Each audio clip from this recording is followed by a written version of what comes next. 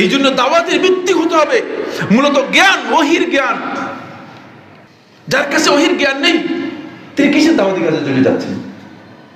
পৃথিবীর কোনো আলেম তার জন্য দাওয়াত দেওয়ার বৈধতা দিয়েছেন আমার জানা নেই। গুল মহাগুল, তিনি কিসের দাওয়াতি কাজ করবেন? দাওয়াতি কাজ করবেন যার কাছে ইলম আছে, তিনি দাওয়াতি কাজ করবেন। রাসূলুল্লাহ সাল্লাল্লাহু আলাইহি ওয়াসাল্লাম সাহাবায়ে কেরামদেরকে প্রেরণ করেছেন, আব্দুল্লাহ ইবনে মাসউদকে প্রেরণ করেছেন, তিনি সাহাবীদের মধ্যে আলেম ছিলেন। আলী ইবনে আবি তালিব রাদিয়াল্লাহু প্রেরণ করেছেন, তিনি সাহাবীদের মধ্যে আলেম ছিলেন। মুআয ইবনে জাবাল রাদিয়াল্লাহু প্রেরণ করেছেন, তিনি সাহাবীদের মধ্যে আলেম ছিলেন। যাদেরকে দাওয়াতের কাজের জন্য পৃথিবীর বিভিন্ন ভূখণ্ডে আল্লাহ রাসূলের জীবদ্দশায় রাসূলুল্লাহ সাল্লাল্লাহু আলাইহি ওয়াসাল্লাম প্রেরণ করেছেন। মুসআব ইবনে উমাইর রাদিয়াল্লাহু প্রেরণ করেছেন, তিনি সাহাবীদের মধ্যে আলেম ছিলেন। আর রাসূলুল্লাহ সাল্লাল্লাহু আলাইহি ওয়াসাল্লাম ঢালাওভাবে বলেন না যে তোমরা সবাই দাওয়াতের কাজ বেরিয়ে যাও, কারণ জাহিল ব্যক্তি গেলে ভুল কাজ করে ফেলবে, ভুল কাজ করবে। এটা দাওয়াতি পদ্ধতি নয়, এটা আমার মন গড়া তৈরি করা পদ্ধতি।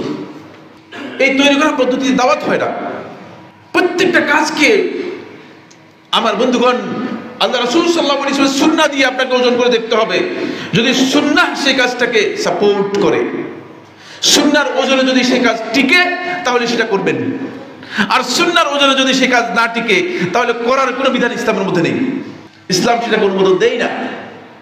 এটা আমাদেরকে বোঝার জন্য চেষ্টা করতে হবে।